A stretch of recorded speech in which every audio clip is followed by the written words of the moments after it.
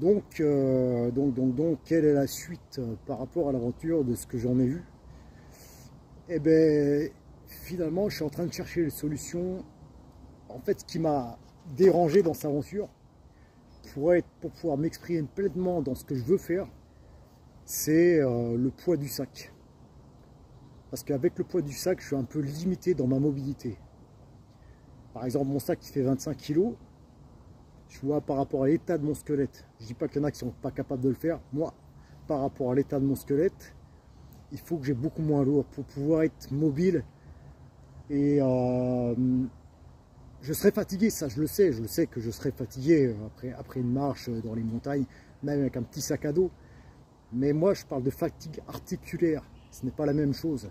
Tu peux être fatigué au niveau musculaire, c'est pas un souci ça, tu récupères, mais articulaire, eh ben, si tu dois t'entraîner, tu peux pas. C'est les moins bonnes douleurs en fait. À comparer à un jeune, il peut être très fatigué, même moins physique qu'un homme de 50 ans parce qu'il n'a pas l'expérience, l'habitude. Mais le lendemain, mis à part des courbatures ou de la fatigue générale, au niveau articulaire, il pourra forcer. Alors que quelqu'un de mon âge, qui a passé assez dur au niveau de l'entraînement, il a quand même pas mal de séquelles, il peut avoir des douleurs dans les articulations.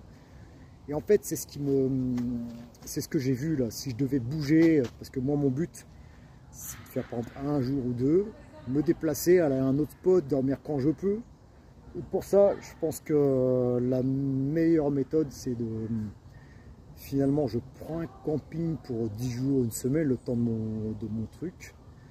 Et donc, je paye pour une semaine. Et je prends un petit sac à dos et je m'en vais dans la montagne, c'est-à-dire que j'utilise juste le camping pour poser mon matos.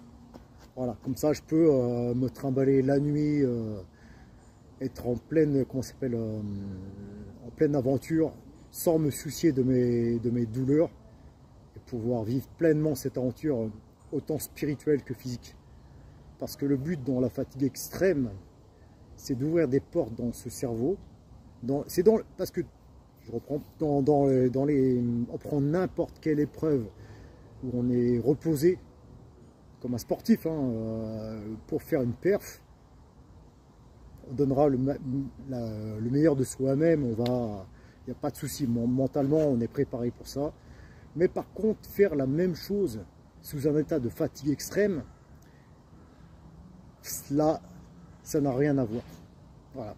Tester pour voir, dormez peu, c'est même les bases de l'entraînement d'un militaire. On appelle ça la rusticité, s'adapter quel que soit son état. Je suis épuisé, j'ai pas assez mangé, et ben je vais continuer ma mission. Un sportif, il est épuisé, il va s'arrêter, il va récupérer, se régénérer, dans le but de faire une perf sur une date donnée. Moi, c'est une adaptation. Voilà, je m'adapte, mon esprit est fatigué, mon corps est épuisé. Comment je vais faire pour continuer? C'est là que la mission est intéressante. Donc, je vais continuer mes entraînements, bien sûr. Mes marches pieds nus, je ferai le maximum pieds nus. Le maximum. Les seules chaussures de montagne que je prendrai, ce sera des FEU. Elles sont toutes plates. Il n'y a quasiment pas d'épaisseur. J'ai marché en montagne dernièrement avec. J'avais ma paire de FEU où j'ai marché pieds nus aussi. Franchement, c'est mis à part par temps humide, ça glisse, mais autrement, c'est quand même pas mal. Après, on sent bien les rochers dedans. Moi, perso, c'est ce que je vais prendre. Et donc, l'aventure sera, bien sûr, pas de duvet, pas de vêtements de rechange, pas de tente, pas de vêtements de pluie. L'entraînement, je me dors que quand je peux dormir. Et m'adapter et découvrir des choses sur mon être intérieur, car c'est ça le but.